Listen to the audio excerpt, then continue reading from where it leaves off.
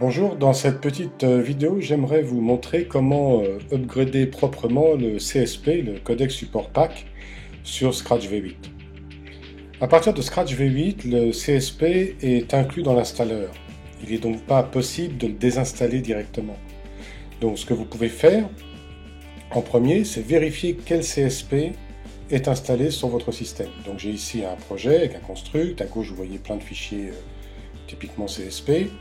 Et je vais naviguer dans Matrix, dans Shots, et là, si vous regardez en bas, vous voyez que j'utilise le CSP 104.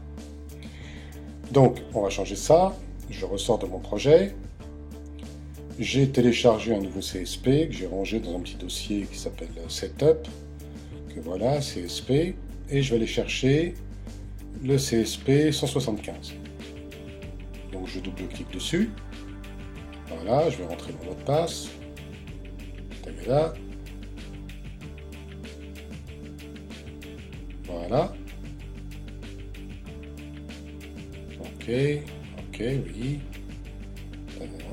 Ok, donc là, il procède à l'installation. Alors, on recommande de toujours redémarrer et rebooter votre Mac après cette installation. Là, je ne vais pas le faire pour la présentation, mais s'il vous plaît, faites-le. Ok, voilà, mon install est fait. Je vais retourner dans mon Scratch. Même projet que précédemment. Même plan. On retourne dans Matrix, Shot. Et là, vous pouvez voir que j'ai effectivement upgradé vers le CSP version 175. Maintenant, si vous avez besoin de nouveau d'upgrader votre CSP, la procédure est un petit peu différente. Puisque là, on a fait une installation custom. Alors, je sais que ce CSP, quand je l'installe, il crée en fait un fichier, un dossier dans mes applications. Je vais aller vous le montrer tout de suite. Le voilà. Donc là, j'ai un dossier Assimilator. Et dans ce dossier Assimilator, à ne pas confondre avec Assimilate, j'ai un désinstalleur. Donc je lance mon désinstalleur. Je rentre mon mot de passe une nouvelle fois. OK. Voilà. Donc il procède à la désinstallation. Et là, en fait, il m'informe que plusieurs fichiers qui se situent dans les librairies, dans ces frameworks, n'ont pas été effacés par le désinstalleur. Donc il va falloir que je les efface manuellement. C'est très important.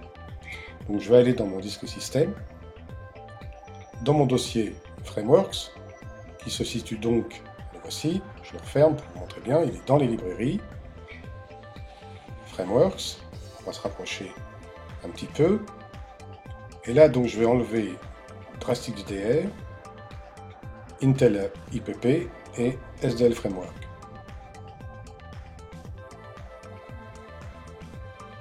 Donc, je rentre encore mon mot de passe. J'adore rentrer mes mots de passe. Voilà, et il me les a enlevés. Donc maintenant, je vais aller retourner chercher un autre installeur. Donc là, j'ai le CSP 203 que je vais installer. Encore moins un mot de passe.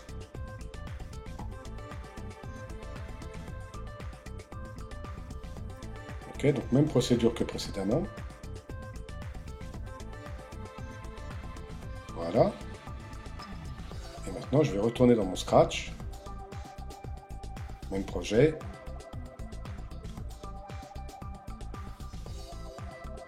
Même plan. Matrix. Shot. Et vous pouvez voir que là, j'ai bien upgradé mon CSP vers la version 203. Donc, en fait, quand vous upgradez, quand vous créez une installation custom du CSP par-dessus l'installation par défaut de Scratch, il est très important de bien se rappeler, de nettoyer manuellement ces trois fichiers qui se trouvent dans les frameworks. Voilà, c'est tout pour aujourd'hui.